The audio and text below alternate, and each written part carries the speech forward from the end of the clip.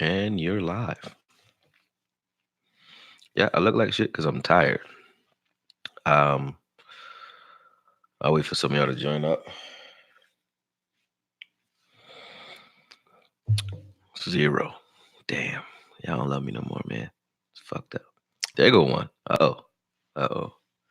I'm gonna give you some time though. But yeah, I've been away for a little bit, just for the week. As I said in another video, I think I told you guys I started a hemp trimming business, which is pretty good on the East Coast, but the uptake has been hell. I've been tired. So excuse my absence. It's not because I'm, chilling or lazy. I've been dying to get back to my computer, but been tired, been busy building businesses. But we did win last week, so excuse my delayed reaction, but fuck the Eagles. Lord Brunson, you can see me, what I mean. Y'all already got it where y'all wanted it at. You know what I'm saying? We whipped your ass. It wasn't even close.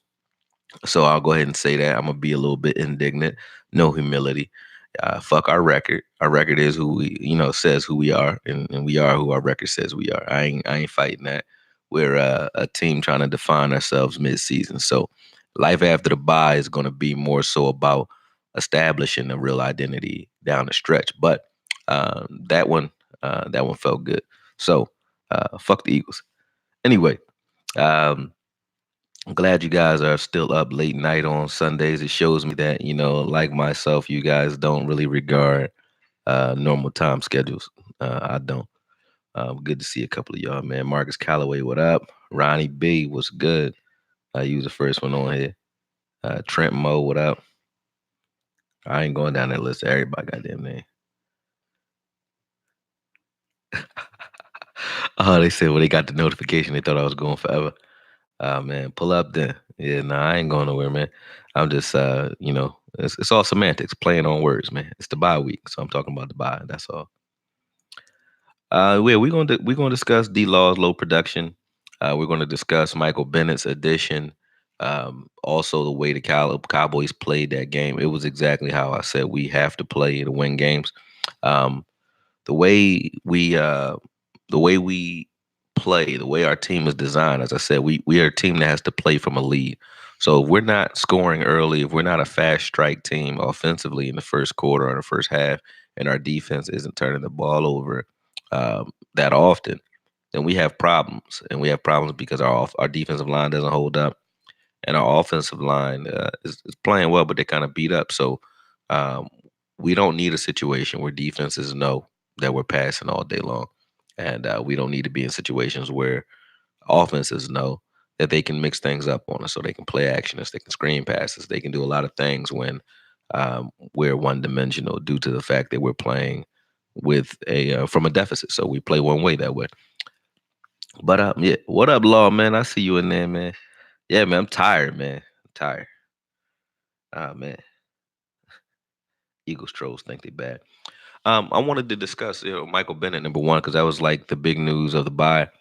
I think it's like not only insurance from Robert Quinn's injury, which is just a spasm. I think he's gonna be fine, but it's also insurance for D Law's production. So I think the question that you guys asked, talking about D Law's low productivity, um, number one, give him his credit. He did have a strip sack in that game against Lane Johnson, who he had never beat before. So kudos to him for doing that. But numbers are what they are. And in the first half of the season, he's been kind of dormant. Keep in mind he did play 2 games without Robert Quinn. And then once Robert Quinn got there, only one person can get a sack at a time, or you can get a half a sack. So Robert Quinn's productivity has been there. D Law has been, close on a lot of occasions. He's also asked to do a little bit more, but no excuses. D Law needs to get he needs to get it together. And I think playing with a lead helps that. If we're not playing with a lead, like I said before, if we're not scoring in the first quarter and we're not playing with a lead, we're not pass rushing on every play. It's not an obvious passing situation. So we can't pass rush as often as we like. And our front four is a lot more responsible for gap coverage as far as gap fits when it comes to the run than most teams because we bring our pressure with our front four. And we also stop the run with that front four. They're asked to do a lot. on their way to the quarterback on those stunts. So I think if we start scoring early, you're going to see a lot more D-Law and a lot more of the D-Law we're used to because he's going to get a lot more opportunities to penetrate his back and rush. The addition of Michael Bennett, I think, brings that element of a Tyrone Crawford type guy who's smart, can pass rush, can play in multiple spots. I think that's more so what that replacement was about, bringing that veteran leadership energy into the locker room when Tyrone can't be there. I think that's really what the Michael Bennett move was more so about. I don't think it was about D-Law so much so or Robert Quinn. I think it was more so, hey, listen, we know we lost Crawford. We know we need to make a move down the stretch. Don't be surprised if we make another one before the end of the trade deadline. But I'm happy with it. I like Michael Bennett for a long time. I've always respected him. I respected his brother when he played. So, kudos to him. I'm gonna do a quick, look at him. Obviously, do a breakdown on him, but we know what he brings. He has pass rush ability from multiple positions. He can play the 3 tech very well. He can play left tackle. I mean, left end or right end. So he has enough burst to still get off on the right end, and he has enough strength to hold up against the run and pass rush as well from the left. So a very versatile player. I'm happy we got him. I know you guys are too. Let me see what you guys are talking about. He said if Bennett plays solid, bye Collins or Crawford. Nope. Bennett is 34 years old, man. I don't think this is in his mind a long term solution, nor is it for us. Like he's definitely here to to fill a role, yeah, but he's not here for the long term. I mean, no matter what, he's not going to be here for the long haul. So he's not here to push anybody out. He's here to help. What do I think about Jordan Lewis, man? I think perfect name too, Johan Jordan. I guess Jordan Lewis is one of your favorite players. If they had a Jordan Coit, I'd probably be asking the same question too. But yeah, Jordan Lewis is I think one of the best man cover corners on our team outside of Byron Jones. So him and Byron Jones together, I think, will be a good tandem. I always said, like I said in the last video, we need to push Cheeto to the inside due to the fact that I think Cheeto's just more of an instinctive player. He's not a man coverage guy. And I think him being so far away from the ball asked to sort of dumb his game down is why he looks so horrible right now. And not horrible, he just doesn't look like himself. He's not making the plays that we know he can make. And the reason being, I think he plays good, and don't get me wrong, he can cover. He is physical, but and when I watched his college tape, I saw more so of a. I know Vach doesn't like comparisons, but he's more of a Charles Woodson type guy. Charles Woodson was not a man cover guy. Yeah, he can cover, yeah, but he was a playmaker, sort of like Peanut Tillman. He's a guy that you want to put around the ball. You want him in zone. Sante Samuels type guy. You want him in zone. You want him looking in the backfield. You want him blitzing sometimes. You want quarterbacks that have to account for him and not know what Cheeto's doing.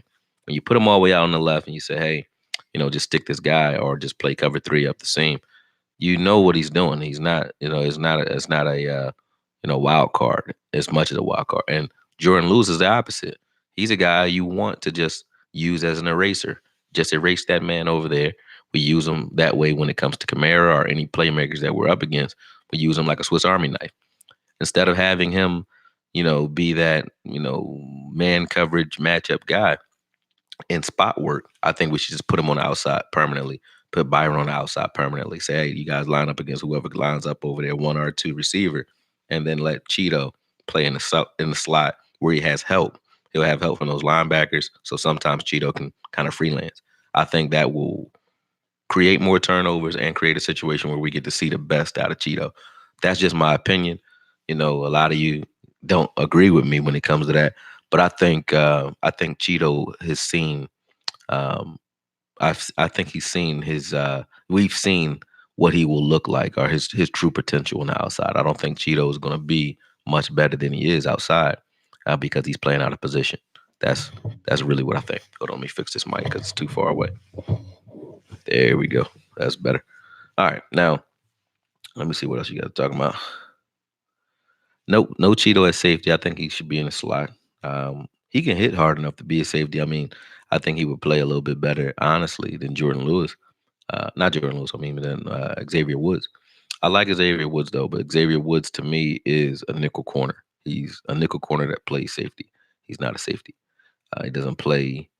I don't know. He just doesn't have the pop. He's not a big guy, but neither was Brian Dawkins. So it's just the fact that I see him getting run over all the time is just, I don't know, turns me off. I like my safety to be able to bang, and he's not a banger. He'll hit you if you can't see him, but if you can see him, he's getting laid the fuck out.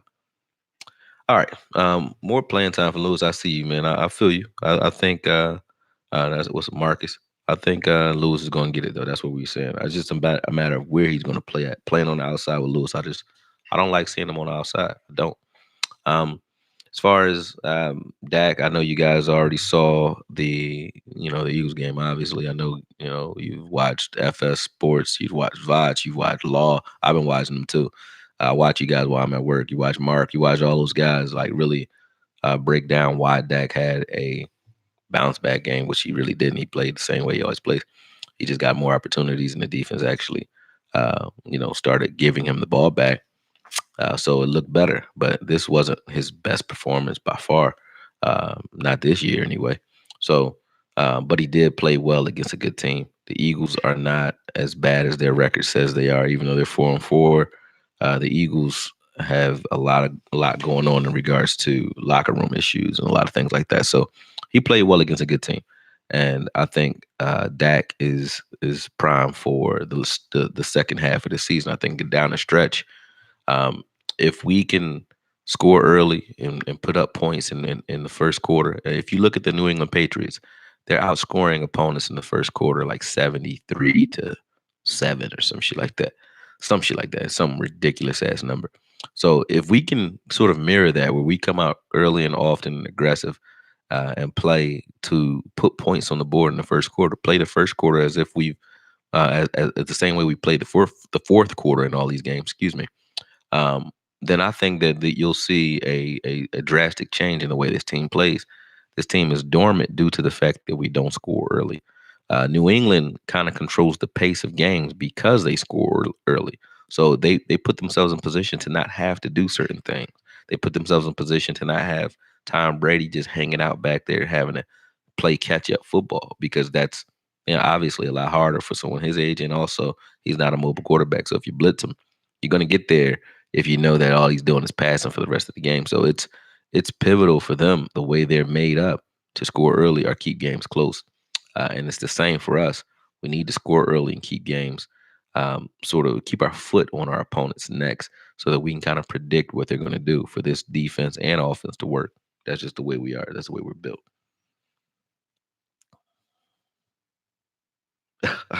He said, "Man, I've been looking for you, Okoye. You late, bro. So much has happened." Yeah, man. I hope y'all like that little hype video. I was hype. I just couldn't. My voice is just getting back. Couldn't breathe. I'm still having trouble breathing, honestly.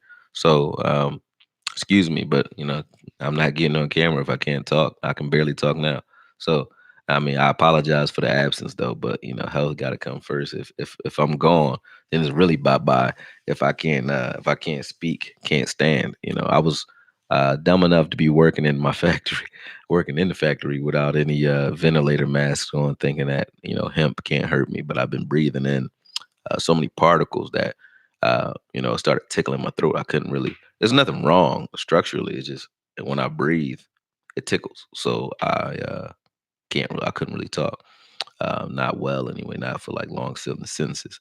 But feel better now, and it's good that it happened because it got me back on my health kick. I'm like, man, fuck it, man. I stopped smoking again, and started working out again, because I feel like if I'm not up to par, I can't manage the lifestyle that I have right now. I'm doing a lot of shit, so I can't be burning the candles at both ends right now. I'll get back to it at some point, but that's why I was gone this week. So my fault for the last time. Anyway, uh, yeah, I'm glad I'm back too, sports. You see me squinting, my eyes still ain't back up. All right. What kind of headphones are these? I really don't know. My engineer gave me these, man. Y'all ask some weird questions. Yeah. Like, hey, Okoye, why didn't you get off your deathbed in ICU and make a video? We've been wanting you, man. We've been missing you. Um, like I said, I made that hype video for y'all, man. I hope that was a good one for you. I had fun making it, and then I had fun watching the aftermath. Like, shout out to Vach for paying homage. Shout out to Law. Shout out to Mark. Foots, all y'all, man. Y'all held it down last week when I couldn't. So I've been watching your videos though. But anyway, now that we're back talking about Cowboy football, I like the rotation that we have at linebacker. I'll get on to that. I think that um, I honestly think that Joe Thomas should still keep his playing time, even when Van Der Esch comes back. And I liked what Sean Lee gave us. If Sean Lee's healthy, I want to keep seeing him in the mix too. So I think you just keep playing all four of those guys in situations that was best suited for their skill sets. Jalen actually played like Jalen. He must have heard me because either he was injured or he was playing like a pussy. And I think he was just playing like a pussy because he came out in the Eagles game and he was racking up points, racking up defensive stats, man. Pass deflections.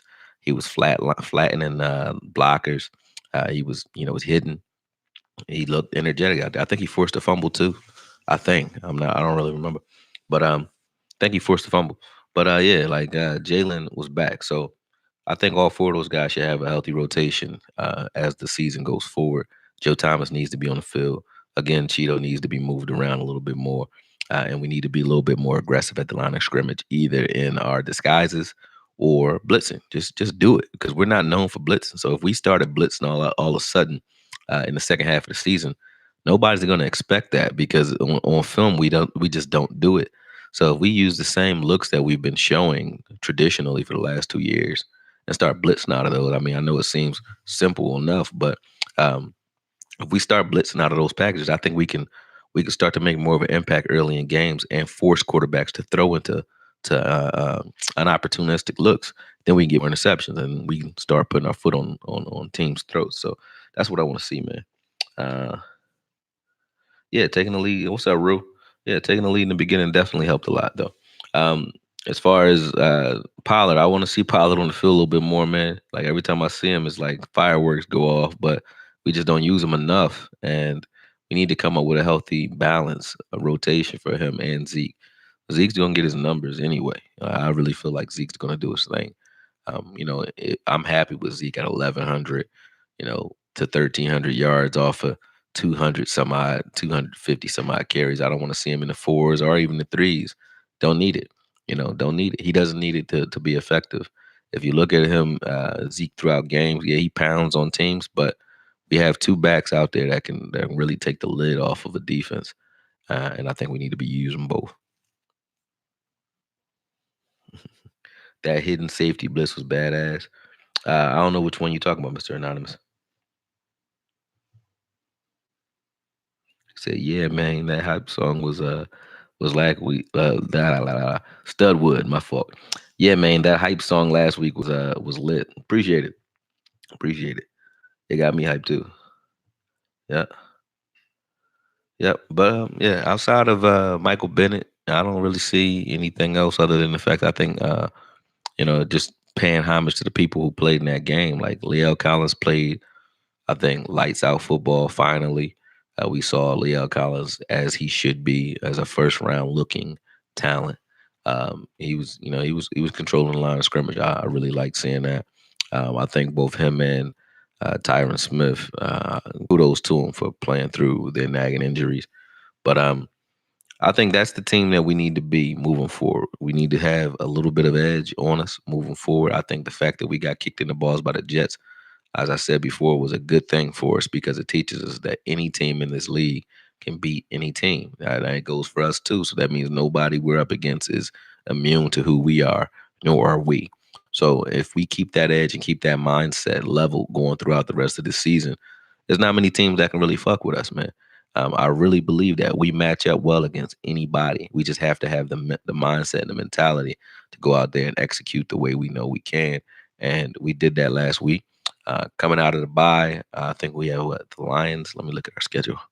'Cause I know we have the Vikings, but I don't know who comes out first. I know y'all about to say it anyway, but I'm gonna look at it anyway.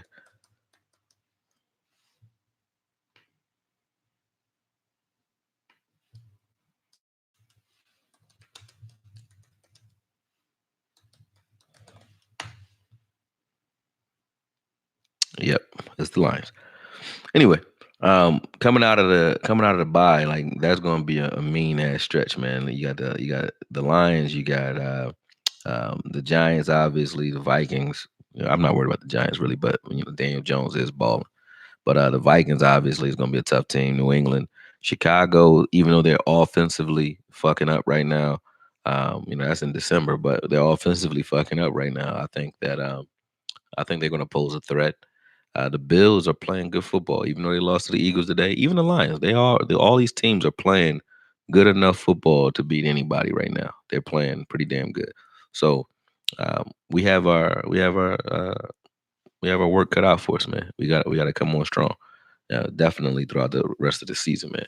And I don't feel like anybody in the NFC can really um, just overrun us. Even though the 49ers are still undefeated, they're playing good defense. I'm not afraid of the 49ers. I feel like they are suffering from what we suffered from earlier in the year, which is not really strength of opposition. They went against the Panthers today. That was like the best test they've had this season, I think. Even though they played the Rams as well, I think this was the best test they had all year, and they played well. They destroyed them. Um, their scheme to score, like they just added Emmanuel Sanders, so they're a dangerous team. They're the team to beat in the NFC, along with I think the Saints. Those two teams are the favorites in the NFC right now, but I'm not afraid of either one. I'm really not. Even the Saints. I know you guys are saying, "Oh, we lost to the Saints," but you know, I think we always play the Saints tough, and I think we'll continue to do that. It's going to come down to who executes consistently throughout, 4 quarters. That's going to determine who wins that game, period. And the next time we see him, if we see him in the playoffs. And the same thing for the 49ers. So I look forward to those types of matchups, man. But outside of that, I'm not really afraid of anything we have in front of us. I think the division is ours, so it's just a matter of just staying consistent, staying healthy, and everybody staying with the team throughout the rest of the season. Keep the energy the way it is. I know my energy look weak right now because I am getting it together though. I am feeling a little bit better. I had to make myself some tea and shit to get myself right, but um, yeah, make sure y'all hitting that like button too, man. Like, come on, man. Stop playing with me. Stop playing. It's 52 of y'all on here. 16 of y'all hit the like button. I'm gonna go ahead and pause, let y'all handle that.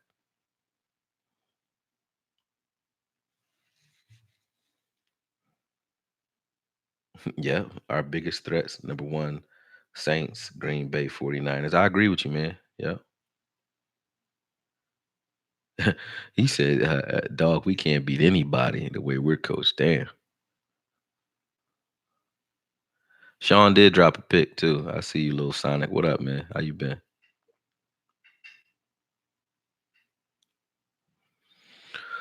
Cyber 2099. Do I think our offensive line and the addition of Bennett is the key to our success? Well, I can't say that Bennett is the key to anything because he hasn't done shit for us yet. He might pull a Des Bryant. Something might happen to him before he even plays. So I can't say he's the key to anything. I think we have the players already in this locker room that are built to carry us where we need to go. Bennett only helps that because of where he's been. He's Super Bowl champion. He's played all over, so he's experienced a lot from a lot of different sources, a lot of different coaches and cultures. So bringing that, I think, weighs heavily, a lot more than even Crawford, who's only played in one regime, which is here. Um, Crawford has the voice and the ear maybe of the team due to the fact that he's senior here. Lee as well, right? And so is Witten. They're seniors here, but they're seniors here. They can teach you a lot about how to be a cowboy. They can't teach you a lot about how to win Super Bowls. They can't teach you a lot about how other coaches think and how other coaches coach because they haven't been playing anywhere else. They can tell you based on film, based on what they've heard, but they haven't been in those locker rooms. Michael Bennett has. He's been in New England's locker room. We see New England this year. You know what I'm saying? So those things weigh heavily. He's been in Seattle's locker room. You know what I mean? That's what I like to see. He's been in the Eagles locker room. You know what I mean? So those tells that he has that other players just really can't make that shit up. That's what a Koye is. It's accumulated knowledge over years of experience, and he has it. So from that standpoint, yeah, Michael Bennett is definitely going to be um, a key to our success, just from a knowledge standpoint and the impact that his influences can bring. You know, the cultures that he's experienced, he can bring different looks to us and a different element to this team. So yeah, I'm agreeing with that. As far as the offensive line is concerned, I mean that's a no brainer. If you don't control the trenches, you lose. It doesn't matter what the game plan is. If Dak Prescott's on the ground like he was in the Jets game, if he keeps having games like that Atlanta game from a couple years ago, Dak won't make it through a year. I don't give a fuck how tough he is. You can't let your quarterback keep getting hit like that. That was the first time I think I felt bad for Dak in that Jets game due to the fact that he just was getting blown the hell up all game, man. And it just made me think about it. Like, yo, Dak's a resilient dude, man, for that. I respect anybody, like I said, that bleeds blue, but fuck, just the Cowboys themselves. Any football player or any person who willingly keeps putting themselves and their body on the line like that and will go out there and take the hits and take the punishment and keep coming. I respect that. And like I said, I'm a boxing trainer. So I respect any man that puts his life on the line when they get in that ring and then they go out there and compete. That's a serious thing and it takes a lot of heart. So Dak has definitely earned a lot of respect from me from that Jets game. He really has. Even though we lost that game, after watching the film, I didn't even put all of the hits in that breakdown that I did. He got hit maybe 8, 9 times. I think maybe even 12, but he was getting hit something vicious and no calls whatsoever. So not only did he take hits, but the refs seem to have something against us. And I'm not one of those dudes that make those types of excuses, just blanket excuses. Oh, the refs don't like us. I'm not that guy. But I've never seen Tom Brady beaten up like that. I've never seen it. I don't remember a game with Tom Brady. It was just I don't think he could survive a game where he's getting picked up and blasted like that, like over and over again. Maybe once in a game, you know what I mean? Maybe once or twice you get hit pretty good, but all game long, nah, nah. That was something different. That was a throwback game to the '90s, veteran stadium type shit. Mike Zordich, those type of Brian Dawkins, Jimmy Johnson type blitzes. You know what I mean? It was that type of thing, even though we weren't playing the Eagles, but it was that type of violence, that Buddy Ryan type of violence. You know what I'm saying? Bring it home for Jerome and Reggie White and all that shit, where they used to destroy and run over teams. And you had ambulances leaving almost every game. That was that type of game. We were getting beat up. So, like I said, enough of that. But I respect Dak for the way he played and how physical he was in that game. Bennett is an upgrade. He will bring knowledge and wisdom to that locker room. So I welcome him there. I feel like, something needs to happen in our secondary. I don't know exactly what it is. You guys are saying Jordan Lewis. Hey, maybe it is Jordan Lewis. Maybe that's the missing piece, him just being in the permanent role as a starter. But that's not really, I think we need to I don't know. We need to shake things up in regards to scheme, I think. I just really do believe that. I think more blitzes. For me, I know we're not traditionally a blitzing team, but when we bring pressure, we're a different type of team.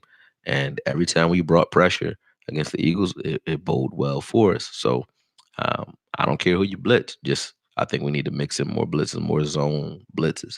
That's just what I want to see. Dog, dog fuck, dog fuck, dog fuck, dog fuck. Who is God? God, dog, fuck. Hmm. That was cute. Somebody in the chat room. Do we have a moderator tonight, man? Where my folks at?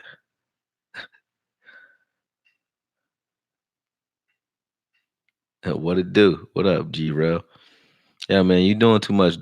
God, yeah, you doing too much, man. Too much commenting. I'm about to mute you, man, because I want to see what other people saying. And you talking too much.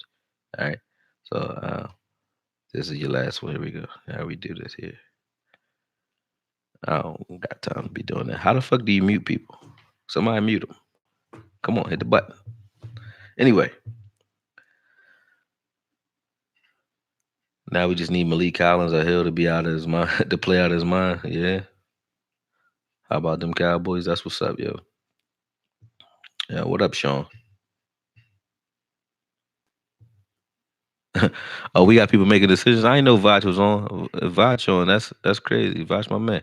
I'll probably jump on his a little later too. Weird question. Ben Farmer, appreciate the super chat. He said, weird question. Should our coordinators coach from the booth instead of the sideline? It might help them against adjust better between drives. Um, I don't know. I think you got two things. There's two philosophies here. You got left brain versus right brain. Okay. If you're a creator, like I think Kellen Moore is, you want to be on the sideline. Why? Because a right brain individual wants to feel the energy that the game is producing so that you can kind of adjust to that energy. So you need to be on the sideline if you're an energy guy. If you're a left brain guy, it's all about lines and right angles and numbers and stats and statistics and data. If you're data driven, yeah, you want to be in the booth because you can sort of get good looks and figure things out without the emotion of everything. So I can't really say because I don't know how Kellen Moore thinks. If you're a guy like Chris Richard or Kellen Moore, well, I think Kellen Moore is creative, but I know Chris Richard definitely needs to be on the sideline because of the way he is energetically. He's not. He's a motivator, and he's a high energy, high intensity guy. So he needs to be on the sideline to inject that into the game. Um, some guys like Dom Capers, they can stay in the booth. North Turner, they can stay in the booth because they're all about scheme. They're scheme guys. So it really depends. And I don't think we have those guys. I think if we did, yeah, they would be in the booth. But nah, I think the guys we have need to be on the sideline. Yeah, Linehan was in the booth because like I said, he was that type of guy. Hold on, I gotta shut this dude the fuck up because he getting on my nerves, man. You better start having me cursing out God. Put user in timeout. There you go. All right, now he's gone for 300 seconds. Okay. All right, let's see. They happy about that. Oh yeah, no problem, Ben. Appreciate you. I don't think anybody has a easier remaining schedule, Jay. And the reason I say that is because did we think the Bills was going to be a good team before the year started? But if you looked at the Bills on the schedule, you would say, "Oh, that's easy," right? So it's the same thing for the rest of the season. The Eagles might appear to have an easier schedule, but the teams that are in the NFC right now, the NFC is such a even competitive, um, physical conference. You really don't know who's who. Like any team could beat anybody right now, and that's real. Like any team, except for the Saints are kind of showing me something due to the fact that they still didn't drop a beat since Drew Brees was gone. So I think the Saints are a powerhouse team.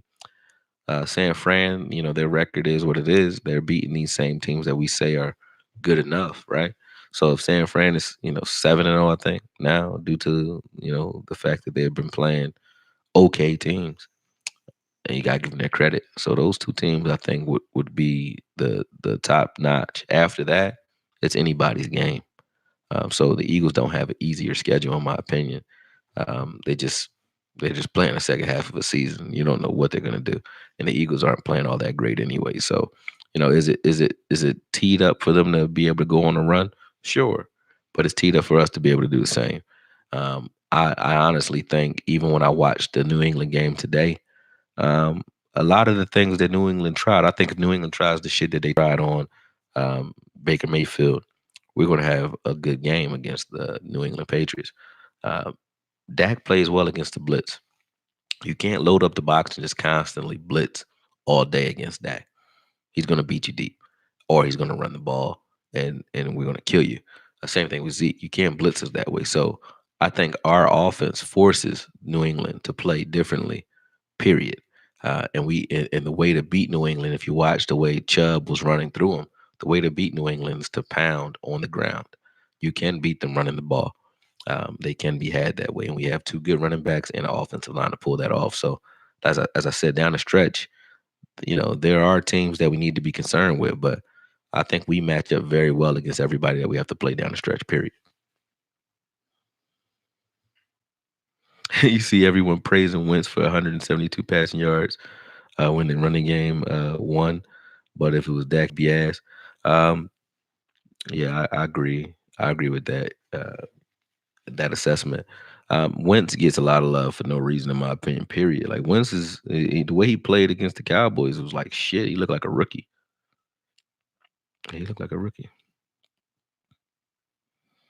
Let me see what else y'all saying up here, and we can.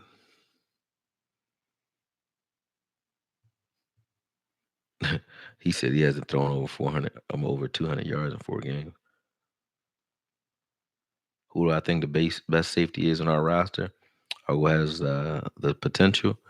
Um, hmm, it's a tough one. It's crazy that you asked me that because I think the best safety on our roster is the one you guys hate the most, and that's Jeff Heath. He's the best safety on this roster overall. Other guys have different gifts. Like I think Xavier Woods is a better ball hawk than Heath, but Heath is a good enough ball hawk. He's a better hitter, and he runs faster, and he's bigger, and he jumps higher. So mm, physically, I think Heath's better than Woods. I think as far as smarts, Woods might be a little smarter, but when he gets there, he can be had. Heath can't. So it has to be Heath right now because everyone else is like their niche. Heath is overall a good player. Everyone else has good things that they can do, but not everything. Donovan Wilson, I would like to see more of him. He looks like he has potential, but I haven't seen enough of him on the field to say that emphatically. He's only done it in preseason. You got to do it in the regular season. And also, I don't know what his film work looks like because you have guys who come out and they play strong, they play great, but they let the game get away from them because they don't keep up with the cerebral part of the game. And a lot of rookies have that problem. And I don't know if Donovan Wilson will or won't have that problem because he's not on the field, so we don't get to know. We don't get to see that. So yeah, I think Wilson has potential, but right now it would have to be Heath. Heath is the best safety we have. Period. No argument. Kayvon Frazier, I like him, but you know, he's a good special teamer.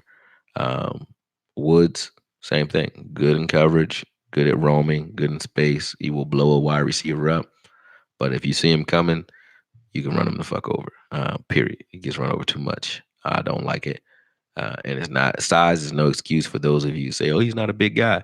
Brian Dawkins was exactly his size: 6 foot 5'11", 200 pounds, 205 pounds, his entire career. So get in that weight room, Chief. You know what I'm saying? Get your weight up for real. I seen some little dudes fuck some big guys up, and you could be one of them. You just gotta get your tenacity up and get in that weight room.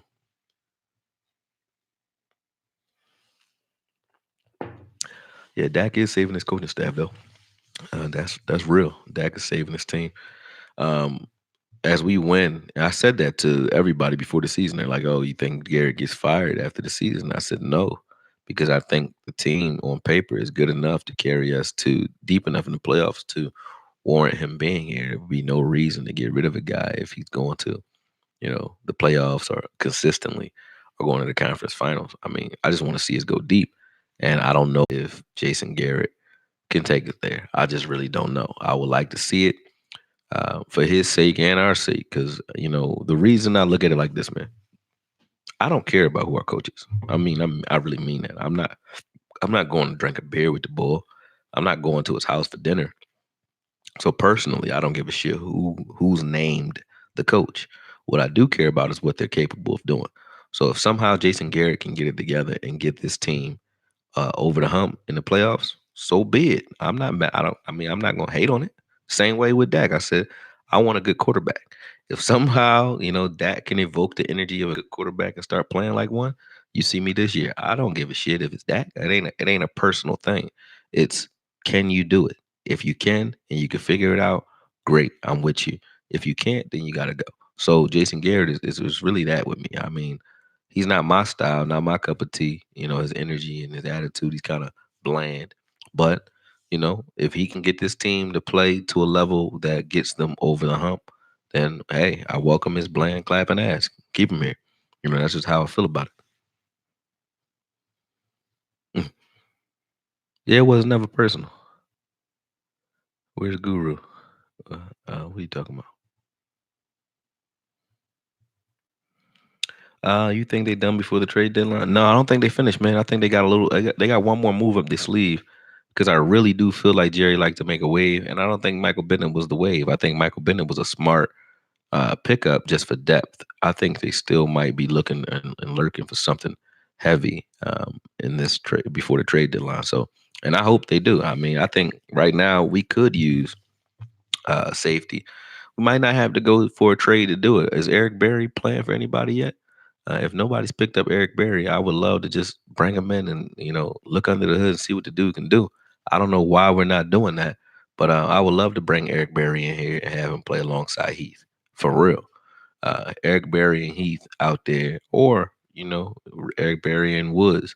But honestly, I would like to see Woods man the fourth corner position. Honestly, I would like to get rid of Anthony Brown and use Jordan Lewis on the outside, Cheeto in the nickel, and then have Woods be our Swiss Army knife type secondary guy. He can play safety, he can play nickel corner. He's all over the place, and when you see him, you don't know what the fuck he's in there doing because he's all over. That's how I would use Woods. I like Woods, and I think Woods is smart enough and versatile enough. If you didn't have him set with set responsibilities, he'd be a lot more disruptive in games because you don't know what he's doing. If you see him as a quarterback, when you see him and you see him as in the slot corner, you don't know what he's doing. If he's close to the line, you don't know if he's blitzing. You don't know what the fuck he's doing. If he's playing at safety, you don't know what he's doing. If he's not always in the game, if he's in the game fully, you know where he's gonna be. We're gonna have him playing that robber technique like he always does, because he likes to bite on those crossing patterns in the middle of the field. Heath has to roam pretty high. On early downs, you see Heath down in the box. Automatically Woods is playing that single high safety roam in the middle of the field. So, in those looks, he's what he's going to be doing. So I would like to see, honestly, a safety come in that's just a true safety, like Eric Berry. Have him come in, play alongside Heath, and then that frees up everybody else to kind of mix it up underneath. And I would like to see Woods in that rotation. That's just what I would like to see. Me. Um, so yeah, if we're gonna make some waves, we don't even have to go out and give up a first round pick to make waves. We could just simply bring in Eric Berry. I think that makes us better right now. He said Awuzie could be a shutdown corner if he looked for the ball. Yeah, and I could be president if I was 36 and white with an 830 credit score, but I'm not. So I don't think it's gonna happen, man. Coulda, woulda, shoulda. Nah, no, on some real shit though. Awuzie is a great player, but I don't think he's not a shutdown corner. I think he's a playmaker, ball hawking corner. There's different kinds of corners out here. You got some that are just like Jalen Ramsey, where they're going to intercept the ball, but they're also going to take the man away from you. You got some guys that are like Casey Hayward, who are going to play smart and physical. I think Cheeto is more like a Casey Hayward guy, where he might not shut you down, but you remember Antoine Winfield? Antoine Winfield was not the best athlete on the field almost ever. He was a hitter. He was physical. He was little. And he was smart. He used his eyes, and he was a great zone corner because he can use his brain and his mind to disrupt games. I think that's what we have in Cheeto. We have a guy who's more cerebral, needs to be in zone, and he needs to be able to look at that quarterback while that defensive line disrupts underneath, so he can jump on some of those errant passes. That's what he needs. When you say, "Hey, go take this man away," you've taken his strength away from him, which is his eyes. Him and Woods have the same abilities where they key in on certain things and they can jump balls. Like he's done it a couple times. Awuzie, he just missed the interceptions this year, but he did it in a couple of games where he jumped up there and he actually got his hands on the ball, but he just didn't bring it in. We would be talking about him differently if he did.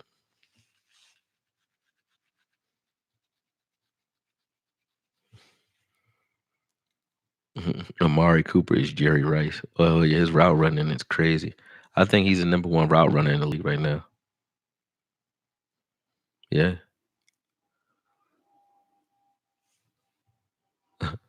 A Woods is another undrafted project. We need to get away from that. Why would we need to get away from undrafted projects? Like Antoine Woods, I mean, is playing pretty good. So I don't agree with you there, man. Yeah, I don't agree with you. I want to see Donovan Wilson too, though. I agree with that. Sports guru. That's why they get cooked in the middle. I don't know what you're talking about. I gotta go back up and read what you're saying.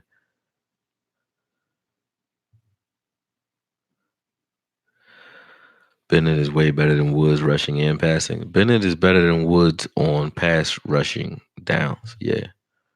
Do I think he's better than Woods on running downs? Hell no. Woods, I've seen Woods eat up, monsters. He eats up blockers like it's nothing. Nothing. Him and Collins. And nobody's even talking about Collins. I don't know why y'all don't talk about Collins more. Collins has made plays in almost every game this year. He's got enough. I think he got a fumble recovery this game. Game before that, I think he got a sack. Or maybe the game before that, I don't know. But he has a couple sacks this year. I think he has 2, 3 sacks. He has a fumble recovery. I think he might even have a forced fumble. But Collins has been all over the place, especially against the run. I'm liking what I'm seeing in '96. Antoine Woods, I think if he wouldn't have gotten injured by Collins, he would have been on par for the same type of season he had last year, which is pretty good. So I don't think we needed Bennett. Like I said before, Bennett just helps us. It's not that Bennett's coming to replace anybody. So having that mindset is the wrong mindset anyway. It's just not. It's not really the point. It's not gonna happen. Yeah, let's see what else you guys are talking about. There's something to that though. Y'all talking about the talent that we have back there, who the most talented safety is, and so on.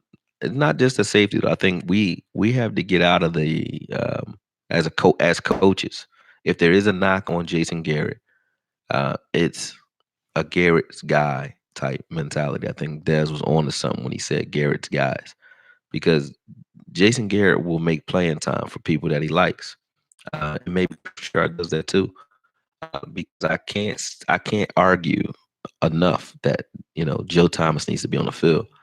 I'm one of those guys where I don't care where you drafted a guy. I don't give a fuck how much you paying a guy. Neither did Parcells. I don't care what you're saying or what a guy is paid or why you justify putting a guy in. Anything other than his football play shouldn't matter. And we've been doing that. Joe Thomas is a playmaker. He's been a playmaker when he's in games and he needs to be on the field because I do. And I know y'all gonna give me a lot of hell for this, and it's not a hate on LVE. I love LVE, but I think Joe Thomas is better than LVE. I just really do. I do. So anybody who argues that, I don't give a fuck that he made a Pro Bowl. None of that. I just watching football, and when I see flashing on the screen, like who flashes, Joe Thomas flashes, man. LV is good though. He's great in coverage, and I think he will be better than Joe Thomas as time goes on. But right now, he's not. Sean Lee's not either. Not right now. But they're both playing. So um, from that standpoint, I think that we kind of hamper some guys. We do. We hamper certain players due to the fact that we play people that we like rather than people that should play because they're better. Jordan Lewis is one of them. That's another situation where how can you argue that Jordan Lewis, who single-handedly won us the Saints game last year, shouldn't be playing over Anthony Brown, who has done what? What the fuck has Anthony Brown done that says, hey, you got to keep this guy in there? And then the guys who really are balling, we ignore as fans too, though. Like Heath. Heath been balling. Heath plays pretty well. Well, maybe not this year. He been playing okay this year. But most years he'd be balling. So we have problems as fans not looking at guys who are playing like Collins and Heath and those guys. And then as coaches, they have trouble with certain packages. I think they're doing too much mixing it up. They need to go ahead and put our playmakers in positions where they're best suited, and we'll win a lot more football games. Jalen, blitz him some. He can blitz. He can pass rush like D Law, like literally. So why wouldn't you send him after the quarterback more? Allow him to do more, and he will get more stats. He will do different things to disrupt games. Allow him to do more. We put handcuffs on these players with our scheme. I don't care if we play cover three. I don't mind that. Cover three scheme wise doesn't mean you can't be aggressive. Doesn't mean you can't blitz ever. Doesn't mean you can't zone blitz. You know what I mean?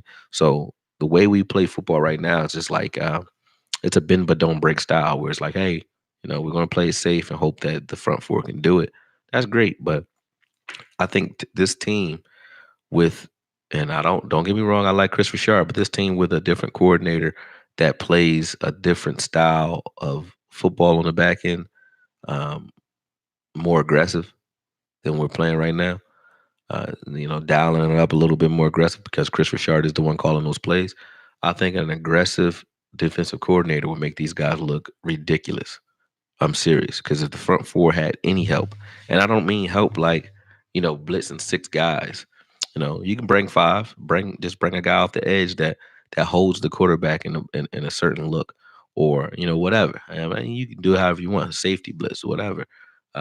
Just bring an extra guy every once in a while to free up some of those guys. If you're freeing up um, these linemen where they're getting one-on-one looks on those stunts, it's a different ball game. It's a different ball game. You can stunt and blitz, and I think that that's what our team needs to be doing. I just really do, and that's I don't like to say that because then you got guys who will start this, witch hunt for your offensive coordinator and defensive coordinator. And I don't think that's what I'm saying. I'm just saying I would like to see us be a little bit more aggressive, and that could be Chris Richard doing it or whatever. I just want to see it done. Period.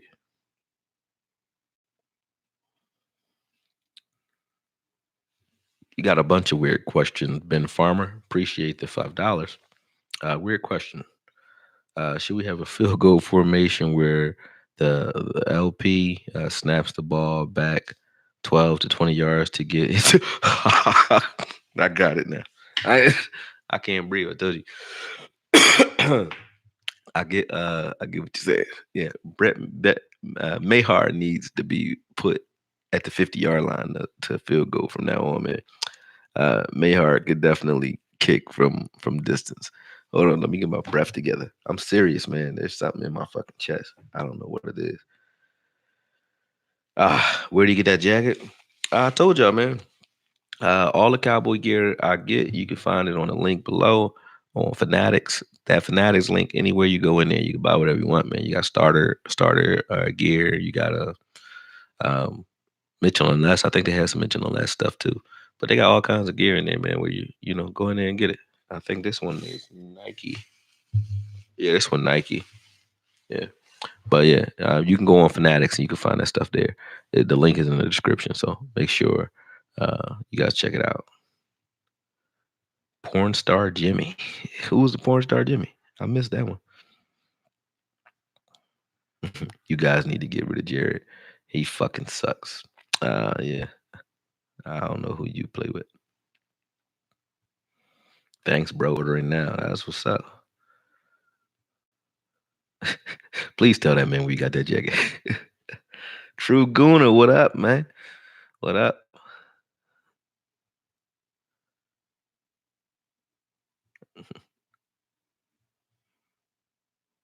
Yeah, I mean, it is hit or miss. You're right, True Gooner. It's hit or miss when you're dealing with undrafted players, but we've been pretty good at it. Like, don't forget. Now, even though he wasn't undrafted, he definitely was a trade that was like a low level trade, late round trade. That was David Irving. You saw how it ended with David Irving, but I mean, I'm also in agreement that he should be able to smoke. So I don't even think he should be off the team nor not playing football at this point. But David Irving was a great player. We had Selvey, who wasn't. I don't know if he was undrafted or not, but he was definitely a no name guy that we made look like something. Um, Benson Mayoa, another no name guy we made look like something. We do that a lot. Antoine Woods is another no name guy that we're making look like something. So we've been doing it. So you can't say that it doesn't work. We're doing it, successfully. Period. So no, I'm not. I think yeah, Romo was one too. True. So yeah, no, I don't think we should stop that, man. I think Rue got a point. We got to keep going out and finding talent where there is none. Apparently.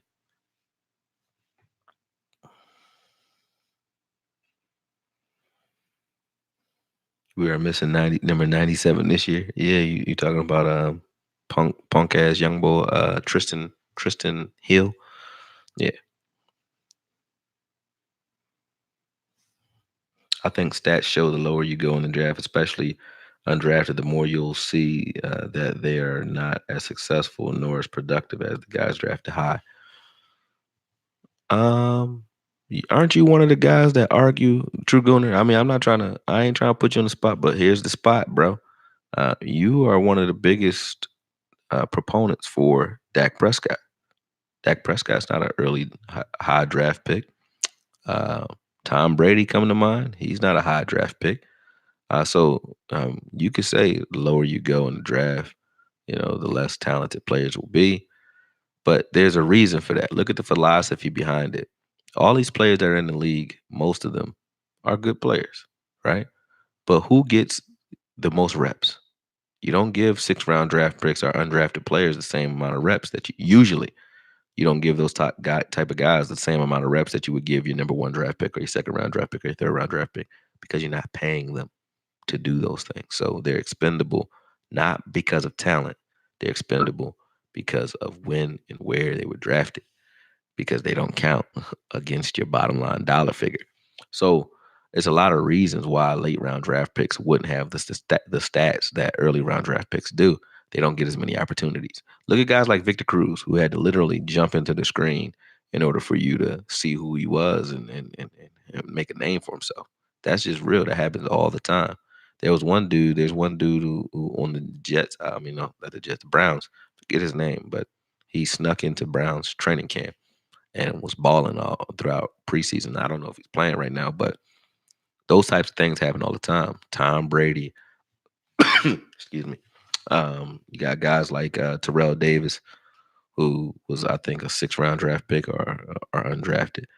Um, so there's a lot of guys out there who really. I think McCaffrey's dad was undrafted too. I'm not sure. Don't get me wrong, but I don't believe he was drafted.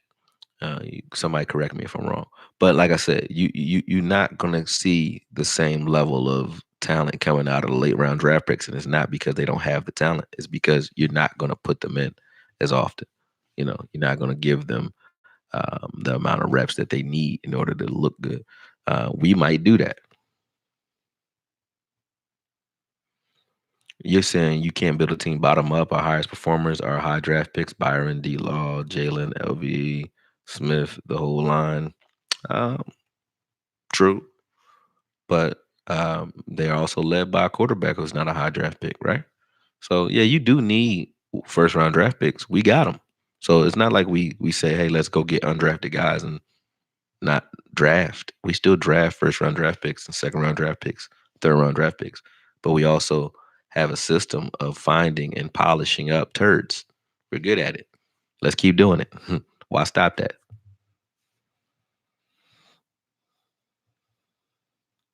We're not really missing Randy Gregory. I think Randy Gregory will come back and give us some shit that we need, but we're not missing him.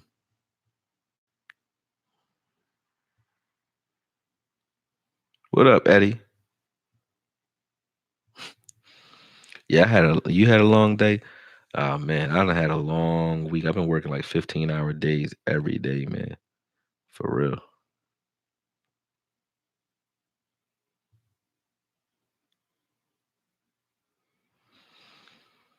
I mean, well, when you say placing a priority, you gotta tell me. I don't know who you're arguing against. Not, I mean, I know you wasn't arguing against me.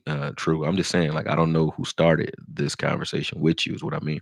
So you gotta let me know what you mean, because there's no placing a priority on it. It's just you go out and get undrafted players. That's what you're supposed to do. Oh, free agency, you mean? Okay. Yeah. Yeah. Here's what the problem with free agency is. Look at Washington, right? You got a bunch of different philosophies when you look at teams, when you look at like head coaches and shit like that, right? Or when you look at owners. You got the philosophy of build from the ground up, which is what we do. We homegrown all day and we'll bring in a piece here and there that might make us better. Then you got some guys that just say, hey, let's go get the best players and pay the top dollar for the best players, right? Like the Washington Redskins. They always go out and make splashes in free agency and bring in big name players, big price tags, and so on. They've done it since, Clinton Portis, Chan Bailey, those type days, right?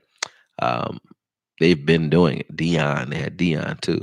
Um, Albert Hainsworth, you know what I'm saying? They go out and they make fucking splash after splash after splash, and they've been ass for so long because it doesn't work. Why? Because in order to have players that will play well and excel, it's not just how good they play. It's not about their stats. Because you can have a player that's balling statistically, but he doesn't play within the scheme, doesn't play together. He does what he does. He doesn't give a shit about what anybody else is doing. So he's making sacks, he's getting strip fumbles and shit like that, but he's also not, covering his guy's back, or he might be being selfish in there.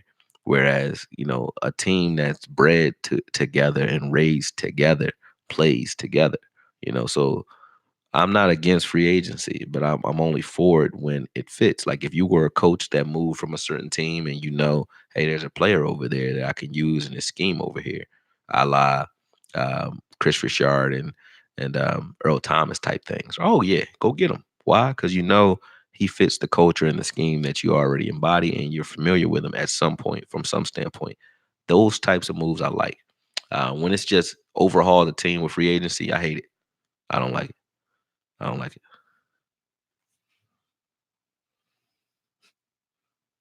Solomon Thomas went to high school with Connor Williams. What's that mean? Ah man. Yeah, man. I'm coughing up a lung for y'all, man. I might need to go to the ER. The Rams been doing it lately. The Rams, they do it on defense. Yeah, they do it on defense, but they have a core though. They'll go out and get top-notch players that you really don't need to be in a scheme, so to speak. Like a pass rusher, like going to get Fowler. Yeah, he's a pass rusher. You're going to bring him in the pass rush. He can't really disrupt too much. Going to get a guy like Jalen Ramsey. He's a shutdown corner. You put him out there, you let him do his thing. He can't really fuck up too much. I'm talking about when you do it with an entire team. You can't do it with an entire team. And True Gunner, we used to do that. We used to go out and go. We were the team that would go out and make news from. We just did it last year. We went out and got Amari Cooper. Well, that wasn't free agency. That was a big name trade though. But free agency, what was our last big splash in free agency? Really can't remember. We might not do it anymore, but we were a team to do it. We just stopped. That's a recent thing. I think that's a Will McKay thing, not really a Jerry Jones thing.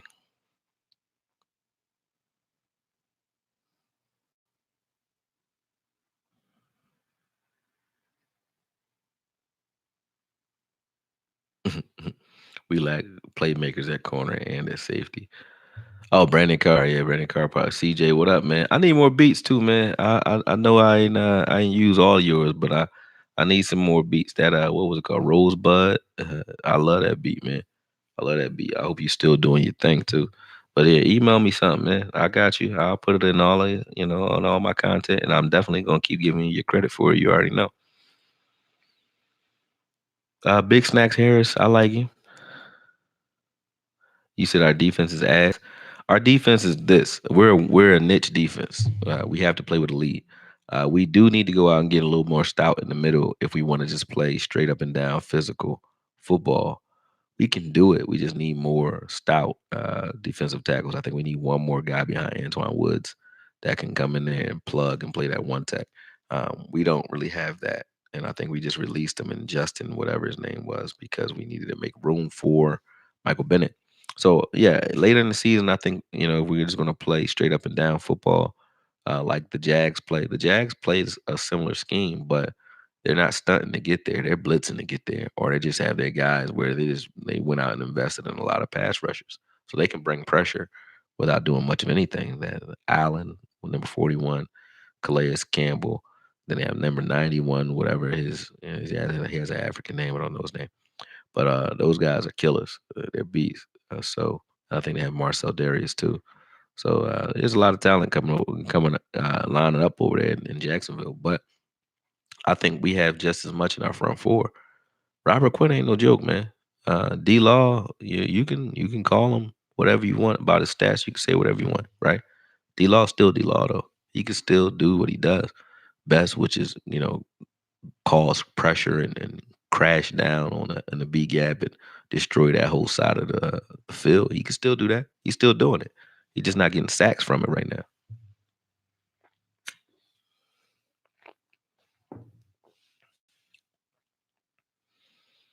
Rue, the Rams kicked our ass in the playoffs. The Rams ain't kick our ass because We don't have talent. The Rams kicked our ass schematically. They were smart enough to figure out our scheme, and they had a counter for it. It was just, we were less prepared than they were. Yeah, Marinelli hates pure nose tackles. Uh huh. Yep. There's a reason for that though. Marinelli doesn't want that pure nose tackle because that's one less guy that you can stunt with. You can't really run stunts when you have a guy who's too slow to get out in space. And nose tackle don't really pursue the ball. They do create log jams, but he usually has one of those guys. He just has them, on the bench somewhere. They're never, a staple to his team. You know what I mean? He's not that guy. He's never been that guy, Marinelli. Um, like I said, I can't. I mean, he also had Warren Sapp. Warren Sapp was a guy who, wasn't a true nose tackle at all. He was a three tech guy, but he was small. Marinelli likes those guys. He likes those guys that are just high pressure, high intensity, fast guys that can play, you know, from start to finish and can pursue. My damn boy, sup? What's up, Matt Norris? What up? Make sure y'all hitting that like button, man.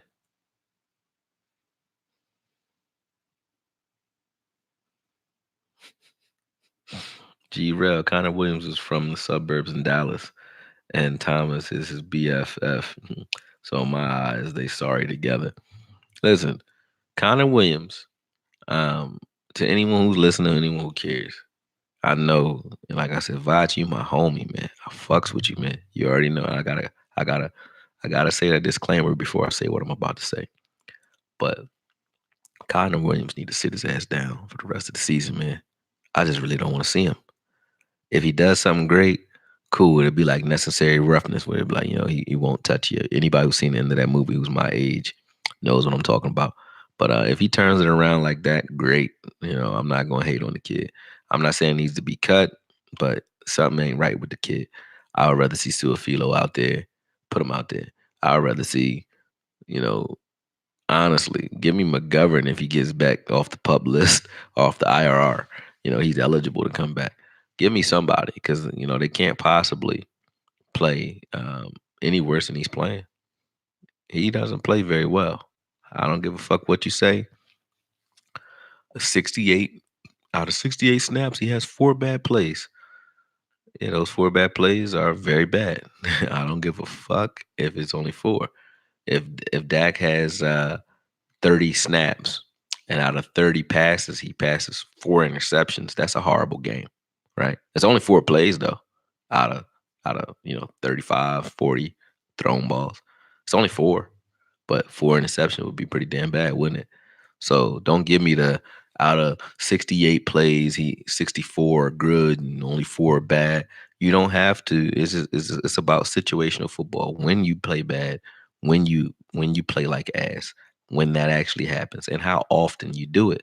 If you're doing it once every couple games, cool. If you do it every game, ah man, come on. If you're getting beat the same way every game, I mean it's the same move, and that lets you know that people are watching film on you, bro, and they're just doing what they see happen on film. That means you can't correct your ills from film. You know what they're looking at because you know what you gave up last week. And then you give it up again next week. Connor Williams is the hoe of the offensive line. He's a hoe. He gonna give it up. Period. He gonna give it up. I hate to say it. Y'all don't like it. Connor Williams is a hoe ass left guard. I don't like Connor Williams right now. I say right now because next year, if he starts balling as a Pro Bowler, you'll be like, you a bandwagon Harper Okoye? No, I'm a good player liker. That's what I am. I like players that play the fucking way they're supposed to play. And if Connor Williams can do that, I will shut the fuck up. But he can't. Not right now. So go eat some Wheaties, go do some box jumps, go do whatever you need to do, brother. But he need to sit his ass down the rest of the season. I don't want to see him. Not right now. He said he's a natural left tackle.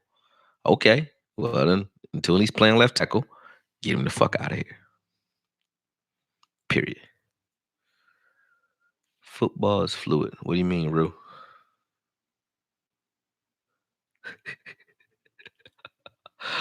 Oh man, yeah, Corey, what's up, man? I had to give the disclaimer because everybody always go, "Hey, that's Vach's guy." Hey, Vach, I know you. He the linebacker lawyer. He is Matlock for line for. I'm not linebackers. I'm the lineman lawyer. He's Matlock for lineman. Vach is. He will tell you off in a heartbeat if you start coming at his pet cats. But I just don't like the dude, man.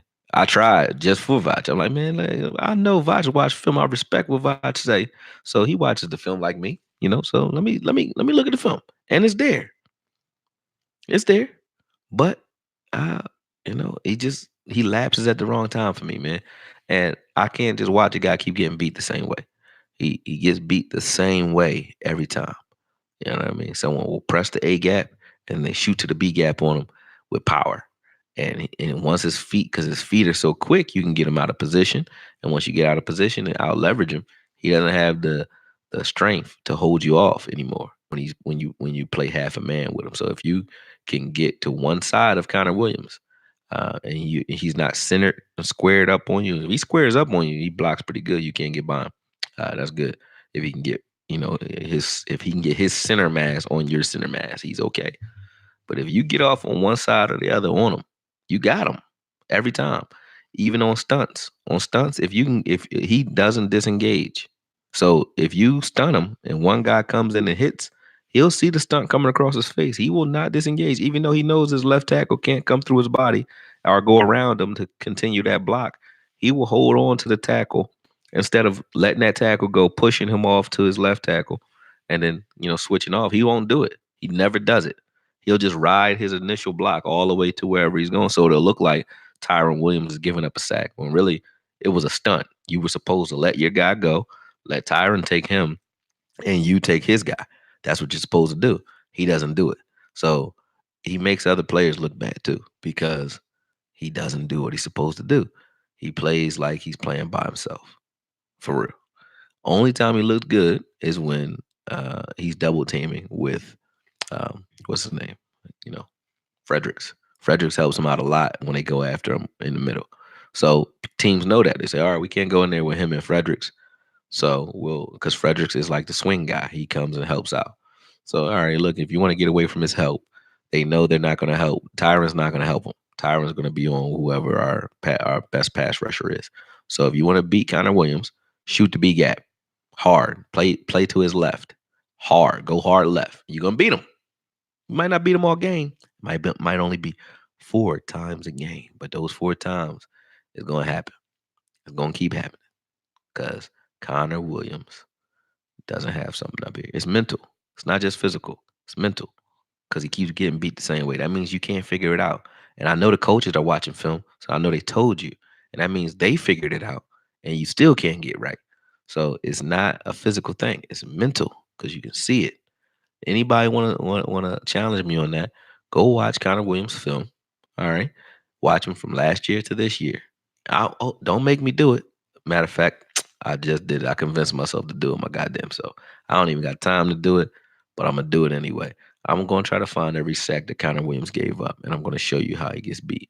He gets beat the same way every fucking time. Every time. Stupid. All right, that's enough of that though. All right, enough Connor bashing. My bad, y'all. I was on a rant.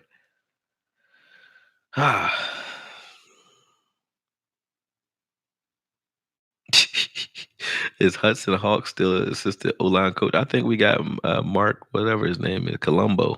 I think he's there now.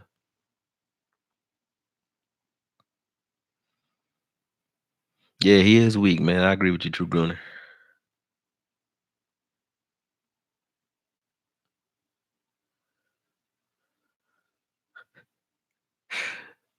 Oh snap, oh snap. As you can't say oh snap no more.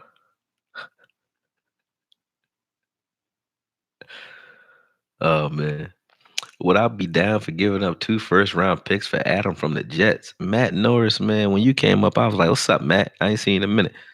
Hell, fucking no, bro. Like, why the fuck would we give up 2 first rounds for a safety? What is he coming? Listen, Eric Berry is a good safety. So if you got Eric Berry out there, cancer and all, just sitting there, why the fuck would you go give up the bank for Adams? Adams is good. He killed us in that Jets game. Trust me. but I wouldn't give up 2 first-round picks for him.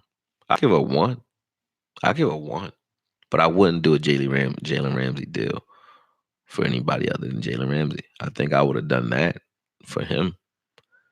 Yeah, because he's a generational talent. So is Adams though. Adams is probably going to be one of the best safeties of this generation, along with um, Ramsey as one of the best corners or defensive backs of this generation. Period. So, mm, but he's a safety. He's a safety. He's not a corner. Safeties aren't as valuable as a corner. Yep.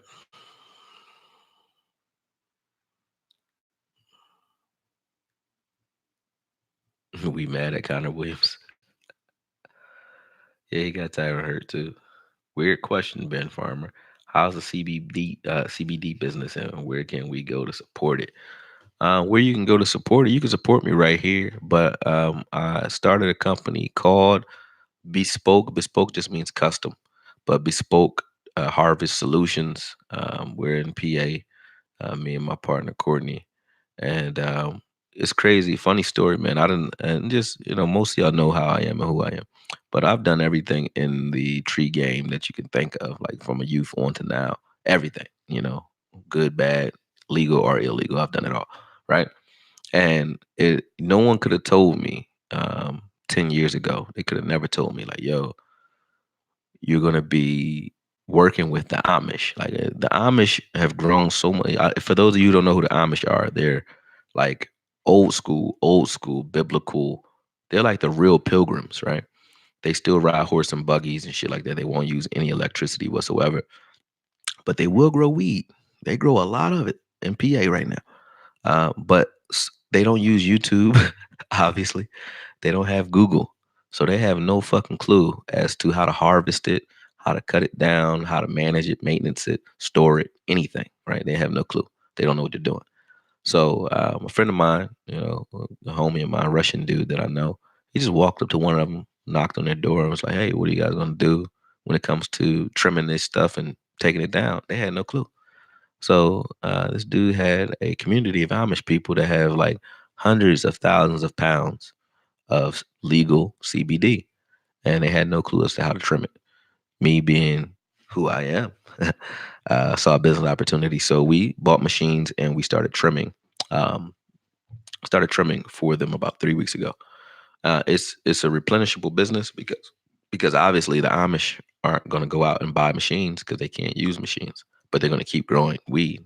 When it goes THC and THC becomes rec and legal in PA, which it will by 2022, they're going to still keep growing that too. So right now we're just getting our feet wet in regards to the trimming and harvesting end of the business. But we're also opening up a smoke shop here in Philadelphia. So I'll let you guys know how that goes, and that'll be our meet and greet spot, man. It's gonna be called. I'm not gonna tell you what it's called yet because I don't think we got the name. We ain't bought a name. I'm gonna tell you the name when we purchase the name and like legally online and everything else. We have the domain names and all that. I don't want to give it out yet. But when we open up that smoke shop, yeah, that's where anybody who's in Philly, around Philly, and you want to meet a Koye, you want to come hang out with us, that's where we're gonna be. But that's how the business is going. It's going great. It's just like any other startup. When you first start, you got to put the work in yourself so that your workers can't cheat you.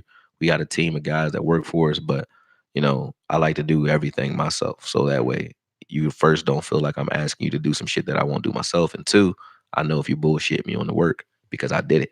So I'm doing it right now myself along with my team. But this week coming, I think they've starting to balance themselves out, hit their goals and hit their quotas on their own. So I'll be back to a more normal schedule this week because I won't have to put in 15-hour days anymore. But that's what I was doing for the last 2 weeks. But yeah, that's it. Oh man. When I grow up, I want to be like you. What the hell? You don't want to be like me, man. You don't want these kind of problems. The Eagles beat the Bills. Yeah, they did. They beat their ass.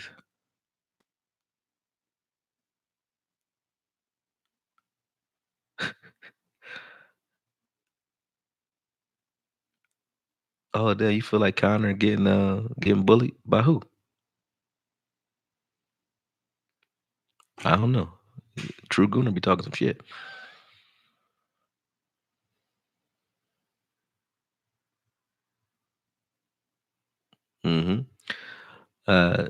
Cheney Maxwell, yeah, out there in Cali. That's yeah, they definitely know how to grow it out there, man. Yeah, Amish country crazy. They got their own little mafia and all that. The Amish don't play. They will fuck you up.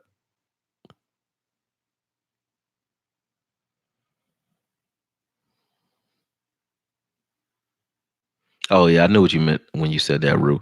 You said sports changes in general, so people hold you to what you said 2 years ago. Yeah, that's what I'm seeing when I say counter right now. I don't like him right now, and I won't. Taco I think will be trash forever. But Connor, I think he has. Anybody who has the athleticism that he has can eventually uh, play better. Of course, he has the physical gifts to do it. That's why I said it's mental. He physically is very gifted. Mentally, he's a goof. He really is. All right, but let me know what else y'all want me to cover while I'm on here, man. I got a early start tomorrow, so I'm jumping off soon. But I'm wanting to. I don't know. I'm feeling it right now. I want to just talk to y'all for a minute. Who I got being the toughest opponent coming off the bye? 100% New England Patriots. They gotta be it. They undefeated. They the toughest. Yeah, Taco Matt is trash forever. Yeah, he gonna be trash forever. I don't think Taco. I mean, he automatically gonna be trash forever. Now he done went to Miami. Like he went to the trash can. No problem, Ben. Anytime. Ask more of them. I like answering questions.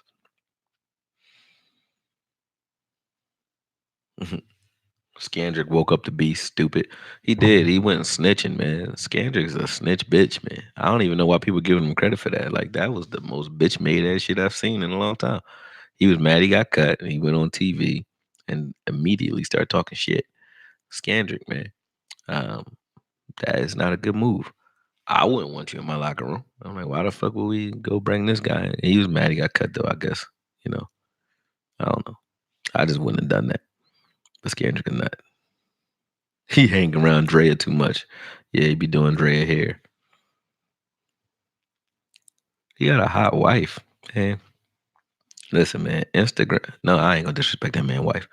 He got a hot wife. You right, Drew. She look good. Yeah, she look good. But it's a lot of them around. You know what I mean? It's a lot of them. That don't mean nothing to me. Nope. I used to run a strip club here in Philly, so I done seen them all, man. The way you look don't got shit to do with who you is. Nothing. You know what I mean? Period. Yeah, well, I don't know what that was about though. But yeah, he went right on to Um, we went right to Skip Bayless and start talking shit immediately. Like it wasn't even the ink wasn't even dry. They was like, they called him into the office. He never even went to see the Turk. He ain't go to the office to hand in his playbook or nothing. He just was like, he just was like, oh, all right, they called me up. All right, I think I gotta go up and do this show with Shannon and them real quick. The ink ain't even dry on that motherfucker release, and he just started talking shit immediately. Like immediately, he was gone. No, we're not drafting a DT first round, man. We don't need him. Stop it.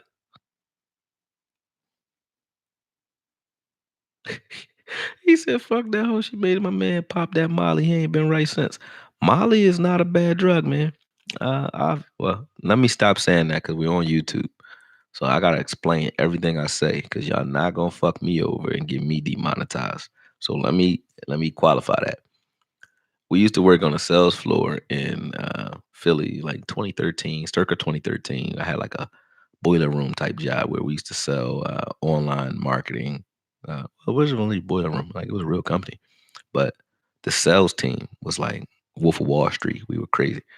But every Friday, everybody, like this dude, this white dude, used to buy Molly off the dark web, and it would be like in grams of it. We would take it and put it in pill form, and then we would go to happy hour at lunch every Friday on the sales floor. Everybody popped a Molly. Everybody got drunk. That's my partner right now. She worked with me there, and a couple guys. We all still cool. Our whole sales team still tight. All of us. We like mercenaries, but we used to close the shit out of some deals. Molly is like love and a pill. I'm serious, but Molly with liquor is like love and aggression together. It was like straight passionate sales. We was selling our asses off, man. So I mean, that's my history with Molly. It was love, and the pill was never for like, it was never a sexual thing, never none of that. It was always like we would pop Mollies and go sell shit and make money like crazy. Nah, I never played Dragon Ball Legends.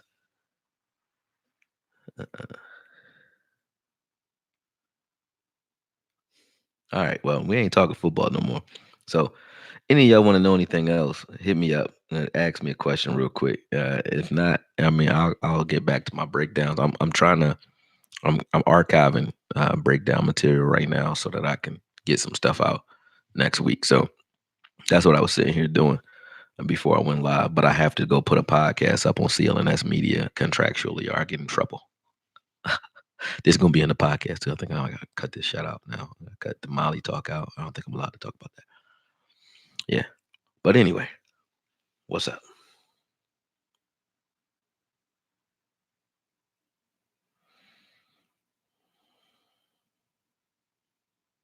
Ah, so I guess Maj Toure.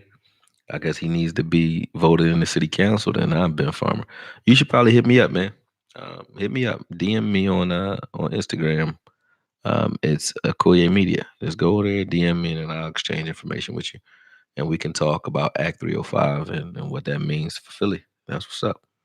That's what's up. What do you think about using Tony Pollard like Philly uses to do Miles Sanders? Miles Sanders is pretty much their starting running back right now. I don't think we should use him like that. No, I think we should use him like the Saints use Kamara, or like Chicago uses Cohen. You know what I mean? Like a Swiss Army knife guy, or a trick Army knife is a better word for him. I don't date pretty women anymore. Y'all dudes going in on that boy, man. Yeah, a first rounder is way too much for Patrick Peterson.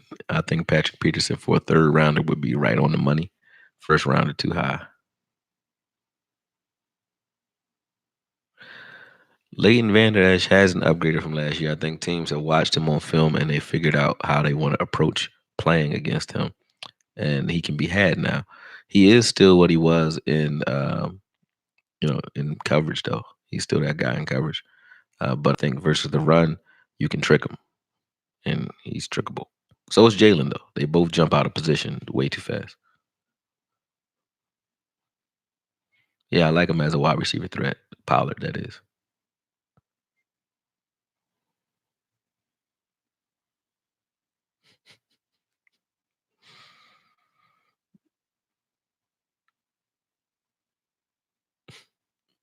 Yeah, yeah. I'm laughing at y'all talking about Molly and Orlando Scandic. But listen, like I said, it's super late on Sunday now. Those of you hanging out with me, man, I'm feeling that. I ain't really in a rush to go nowhere because I really don't give a shit. I ain't got shit to do until morning. But if y'all want to talk football, let's talk it. If y'all want to just shoot the shit, let's shoot the shit too. It don't matter.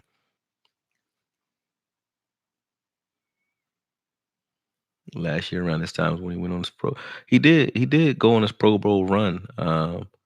Yeah, he did go on his Pro Bowl run around this time last year. I'm not saying LV is gonna play like shit the rest of the year.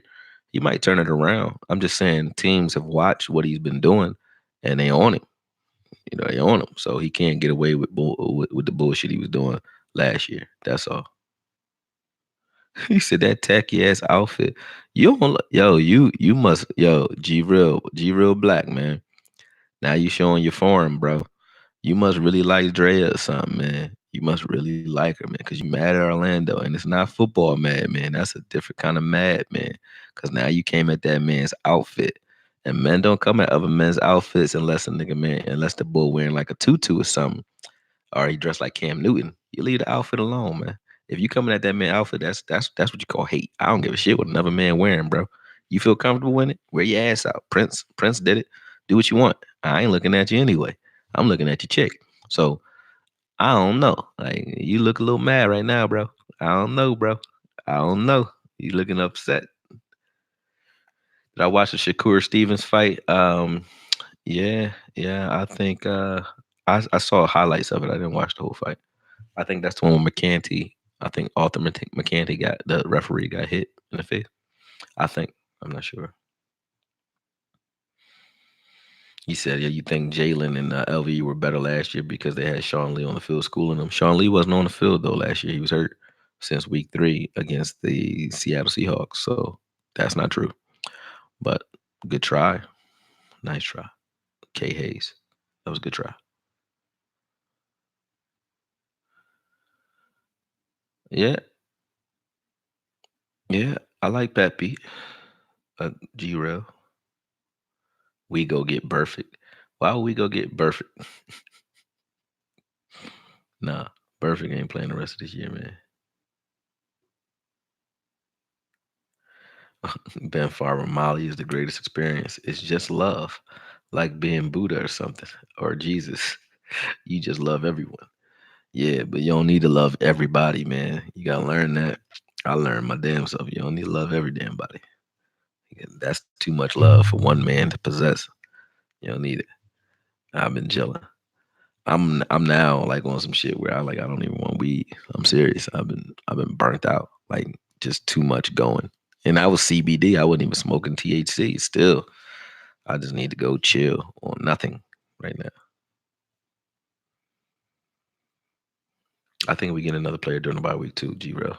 For real. All right.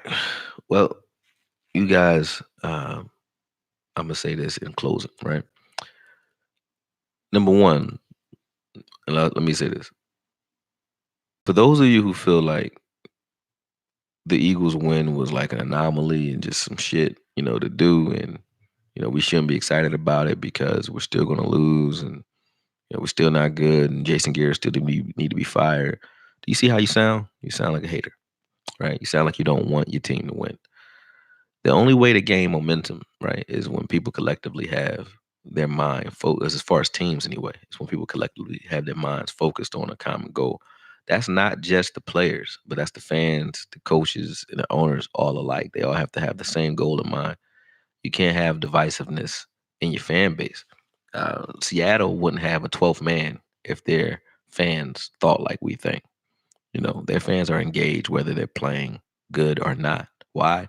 Because they understand the effect that the fans can have on the outcome of games. It might not even be from a noise perspective in the game. You can have an effect on the outcome of games just off of, one comment. You might say something about Connor Williams, like I just did. Uh, you might say some shit like that, right? And that him reading that could have an effect, good or bad, on the way he plays. So, not saying you should watch your words and not be true to yourself, but ask yourself for real, like if you really a Cowboy fan, like do you want this team to win down the stretch? And if so, how about we look for solutions and ways to do that rather than just tearing them down? Because it's easy to do that. I mean, if they're gonna lose, they're gonna lose anyway. They ain't gonna do it without your help. They don't need your help with that if they bums. You know what I'm saying? And then everything that you say you want would happen anyway. You're gonna lose your coach. Dak, is gonna get reevaluated. All those things will happen if we just lost. They don't need your help with that. You know what I mean? That's not helping.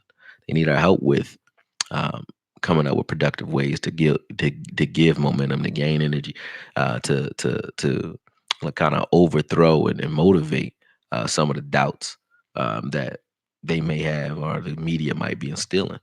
We get hated on a lot as a team, period, and that's the reason I kind of changed my tone when it came to other YouTubers and when it comes to other fans and shit like that because we got enough hate coming at us from guys like Laura Brunson.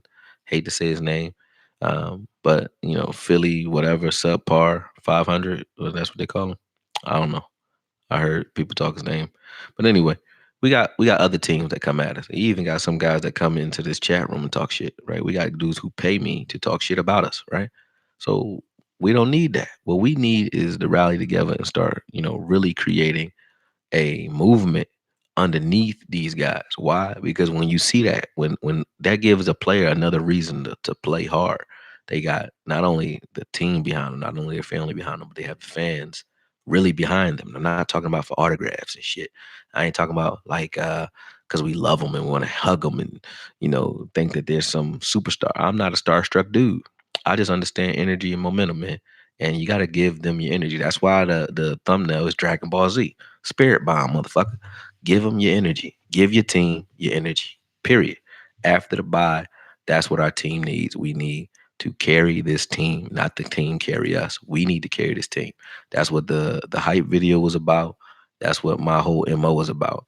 That's why I don't do the Cowboys news. I let other people do that because I don't care to tell you the shit that the website can tell you already. I'm not gonna do that. I talk about shit that I really feel like talking about. And right now, that's what I'm talking about. Like the fan base, I think we have a unique fan base. Whether you watching me, Vach, Law, Mark, Foots, Tyson, the Cowboys show with Shango, the Cowboys family. It don't matter. It's a lot of us, right? But no matter who you watch or who you patronize, I don't really give a shit. Like, no matter who you watch, you got to realize you're part of a sort of like a prototype or a ground zero for what's coming in the sports content arena, right? There's other teams that are now springing up, doing exactly what we're doing, taking what we're doing, reverse engineering it, and doing it better or doing it different. I see it in San Fran. I see it with the Browns organization. See it with Seattle. There are people who come and approach me who say, "Hey, they want to do what we're doing for their team." I see that all the time. So what I'm saying is, let's show other teams like what type of fans we really are, because people sit in these chat rooms, they just watch what we doing, man, and we do a lot of bullshit backbiting, and that's corny. It's just corny. It is. It's corny. It's not corny to talk about a player who you don't like. It's not corny to talk about a player who's playing like shit. That's not corny. But when it's like there's no right answer, that's corny, bro. Like if you came and you come to just simply hate, like there's a whole team of people, right, who want me to literally, I mean, they really, I'm talking about guys who would talk to me. They would call me on the phone. We were cool last year when I didn't like that. We were cool because I didn't know why. But now I know, like, oh, we were cool because I didn't like that. Now, if I put out a video and say, hey, yo, Dak Prescott played good this game. Oh, cool, yeah, you giving in to the Dak acolytes. I'm like, what the fuck is that? What is that? Dak apologist. What is that? What is that? If you are a fan and if you're mad because a player isn't playing correctly, that's cool, man. But if you're mad when the player starts to play right, then that means you are a hater, bro. There is nothing else in that. You a hater. And if you a hater, I ain't got no place for you. I'm not a hater. I'm not a hater. I just like what I like. Now, if a player plays well, I'm gonna give him credit. I don't give a fuck who it is. If he plays well, I'm gonna give him credit. Period. And that's the way the fans need to carry it too. Because at the end of the day, we are the fuel that pushes these teams, and especially this team, forward. Period, man. That's just what it is. Like I mean, they do it whether they say it or not. They do it for us. There is no football without the fans. There is no NFL without the fans. And if you're not a real fan and you just carrying a flag just to be doing it, you have the right to do that too because it's a free country. Just don't do it the fuck over here. Go somewhere else. The Texans need you. Okay, get the fuck out of here. All right, but point blank period. That's really all I gotta say. Vach, what's up, man? Yeah. Pride and arrogance is whack. LOL. I never want to be so sure about something that I can't grow. That's facts. I want to contradict myself every year. Every year. I want to say LVE is a soft ass, big ass linebacker. And then next year he come out playing like Urlacher. That's what I want to see. I want to talk about dudes like Anthony Brown, call him Murphy Brown, Murphy's Law, can't get right. Whatever can go wrong will go wrong. And then he goes to 5 straight Pro Bowls. I would love to see that. It ain't gonna happen, but I would love to see that. See what I'm saying? So I feel you there, man. Like it's not about, I'm not standing on something because I want them to do bad. I'm standing on what they're already doing or not doing. And that is it.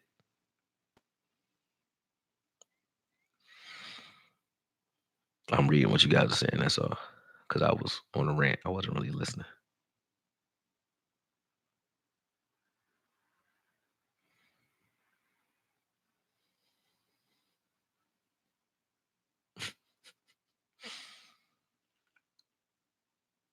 You value my opinion, G-Rel Black. Appreciate it, man. Appreciate it. Oh, what's up, Vach? Yeah, I got you. No doubt. I got you. Because I'm tired, bro. I said I was hanging out. Let me call you real quick. My phone dying too. Hold on, let me plug this joint up.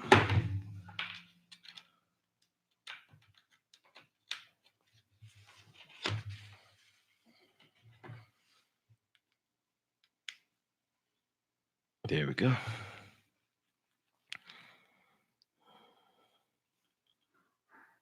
Young Vaj.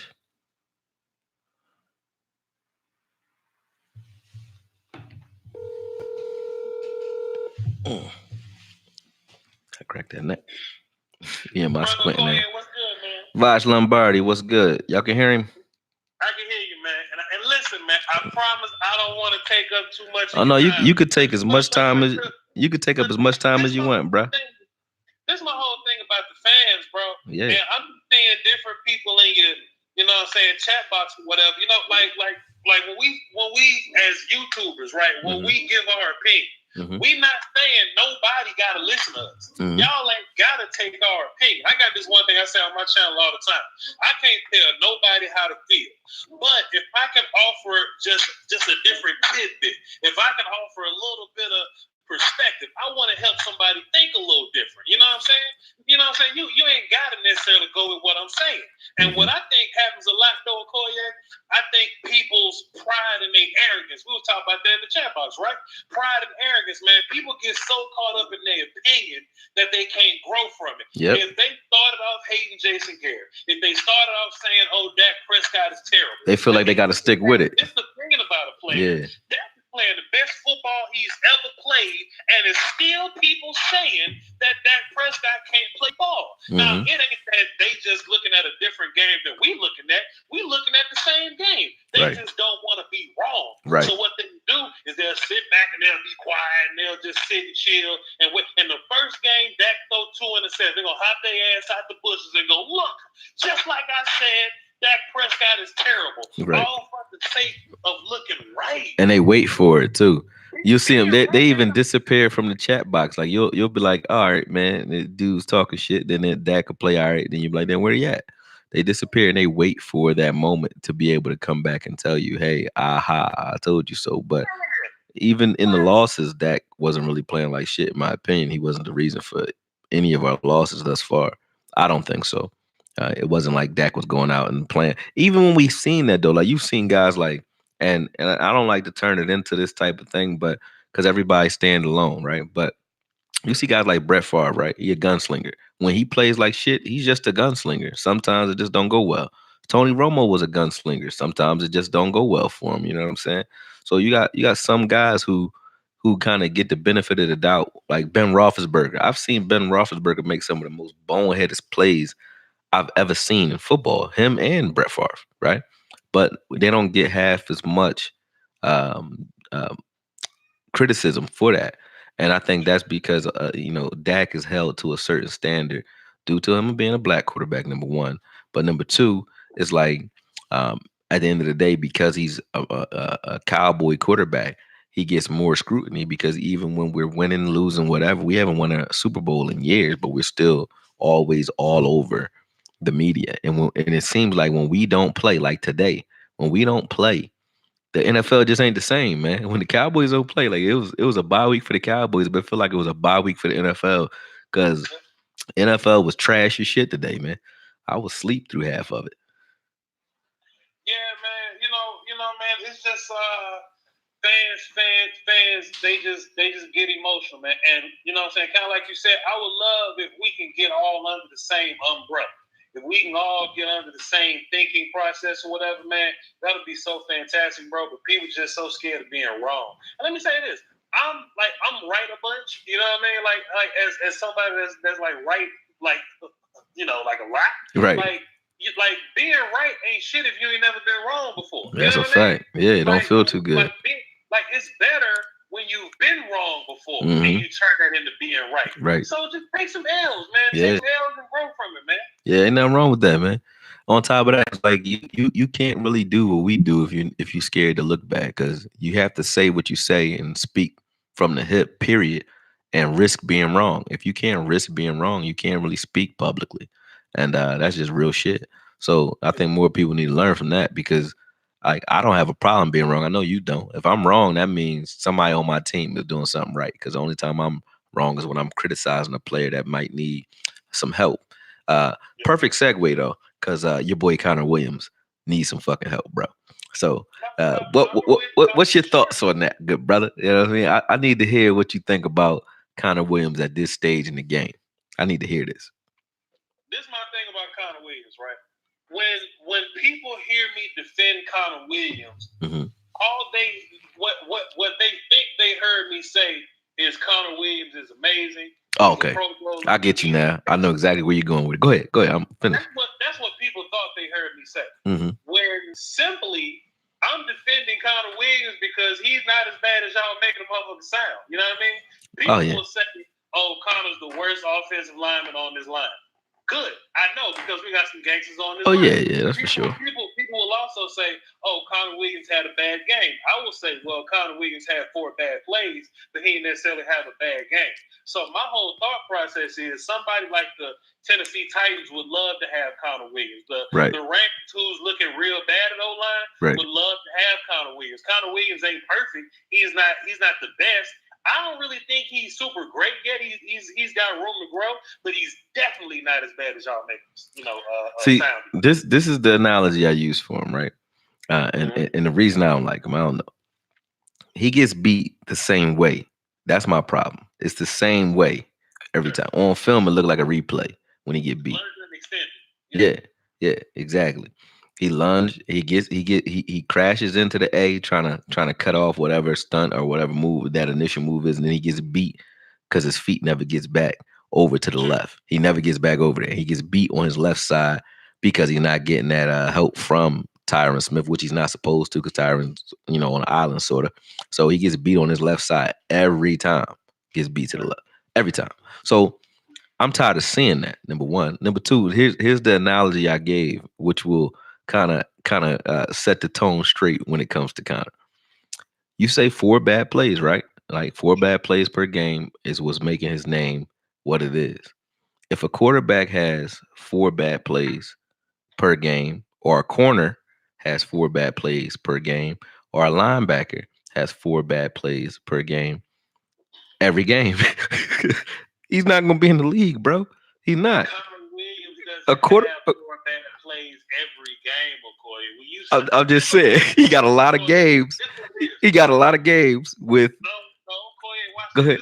Go ahead. Hit me with it. Come on. I like that. Connor Williams will have 3 regular bad plays, but he'll have 1 play that they keep replaying the shit out of it. Oh yeah, that's true. Or something, and that 1 play looks bad. But the other plays just wasn't really great neither. But the 1 play was terrible. That's true. That ain't always the case, because it's just like we were saying earlier, right? Yeah. If Connor Williams has a perfect game, we'll never say Connor has a perfect game. But boy, when they say, "Oh no, if he ball out, I'ma say it, because I'm gonna be like, did y'all see that?" I'm gonna snap if Connor Williams have an all-star game. If I see him throwing dudes like Fletcher Cox all over the place and just balling out, I'm gonna be happy. Well, that's not his game. He ain't.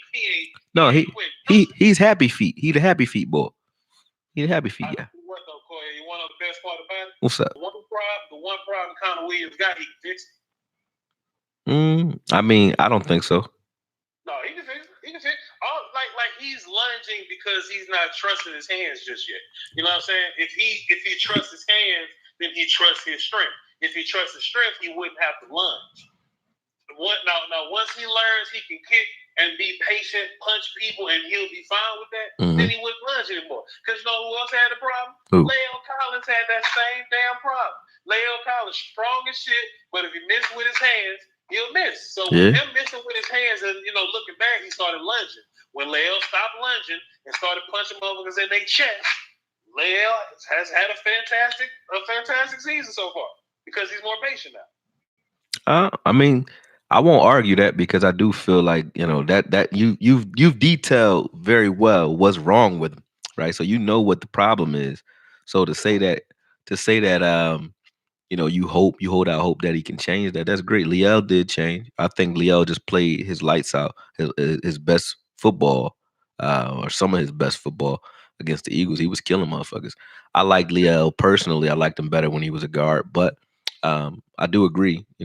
He struggled a lot. He still struggles with like false starts and shit like that, just discipline. But I can live with that. I could have lived with it if it was Connor, having an occasional holding call or the occasional illegal hands to the face.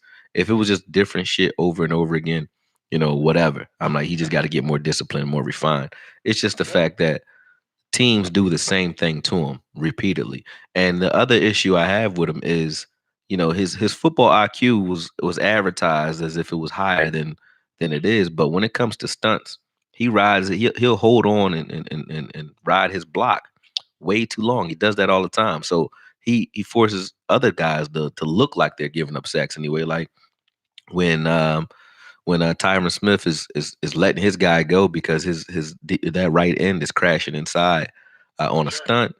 You got to let your guy go, man. You got to let him go and help your guy out. I think what it is too, because when he was at tackle and you gap exchange from B gap to C gap, it's a lot of room in C gap to C switch. Mm-hmm. You know what I'm saying? You got a lot of space in C gap, mm-hmm. but from B gap to A gap, you ain't got a lot of room. Or right. or from C gap back inside the B gap, you right. ain't got a lot of room to navigate. Right. So it happens a lot quicker. Yeah. So you goddamn right, Connor Williams got to fix that. But in my opinion, I think, in my personal opinion, I think one day Tyron Smith back gonna hurt too bad, and we're gonna need a left tackle. I think Connor Williams gonna end up being the left tackle one day. I wouldn't have. I honestly was calling for if we were going to keep this same starting five before the season started. I was calling for Connor to be the right tackle, and Liel to play left guard. I would have been fine with that, because I like Connor's feet. Connor is good against a defensive end because his feet are crazy, and he's more prone to. He likes to, and I think it's because he played on the outside in college, but he likes to hold on to and sustain his blocks longer than need be. And I think that's because he's used to being on an island one-on-one with just that guy. Like whoever comes up on the outside, that's who he's dealing with. He's not switching off when he's outside. But being inside, he has a little bit more responsibility, and he has a two-way go because you have a tackle that could be crashing inside on you, or you could be getting that stunt from outside either defense. Because sometimes you see a longer stunt where you see that left end come all the way around and shoot that B gap on his side versus, or that left end, either or. So it's a lot more attack points when you're at that left guard, center, or right guard position because they could be coming from anywhere. And you have linebackers to deal with as well. So it's just a different thing. It's just a whole different animal. I think he's smart enough maybe to make some leaps, but I don't want to hold his hands through the growing pains. I like what Suafilo does. He's not as good as far as athletic ability. He's not as talented. He don't have the same feet. And he's not even a great lineman, I don't think Suafilo is. But what he does well. Suafilo got one thing. He a one-trick pony. He just got strength. That's it, man. That's it. Look, you can put a stool at left guard, and it'll be better than Dan Xavier Suafilo. I'm 6 feet. I'm just gonna say one more thing, and this is my last piece on Connor Williams before I go, man. I know a lot of people want to push Connor off a bridge. They're not fans of him. Cool, whatever. It's not a lot of great offensive linemen in the league as a whole, like in general. That's a fact. Like, it's not a whole bunch of teams that got good left guards. Connor Williams is a cool to good to solid left guard, which is fine. Think about what you had with Byron Bell and Chaz Green. It's a lot more Chaz Greens in the league than there are Connor Williams. So that's a fact. Just kind of take that and roll with it, eat your lip pie, and, just deal with what you got. You know what I'm saying? Hope to get better next year. Yeah. Hey, man, look, thanks for having me on, though, bro. I ain't going to hold you. I like how you break yourself on and bring yourself off the show. You're like, yeah, I'm going to just crash the show real quick. Yeah, I'm done. I finished saying what I got to say. Thanks for having me on. God bless you. God bless you. Good night. I was about to wrap up anyway, though. I'm just fucking with you. Go ahead. Yes, sir. Round table coming up soon. Peace. Yeah, let's do it. Peace out, bro. Yeah. All right, people. Yeah. All right, I'm out of here. But appreciate y'all staying for so long. For those of you who actually stayed on for the entire 2 hours, you just got a gift at the end because Vach jumped on. So appreciate you, Vach. Appreciate you, Law. I know you was on here earlier, but Rue, go ahead, roll that beautiful bean footage. We out of here. All right. Peace.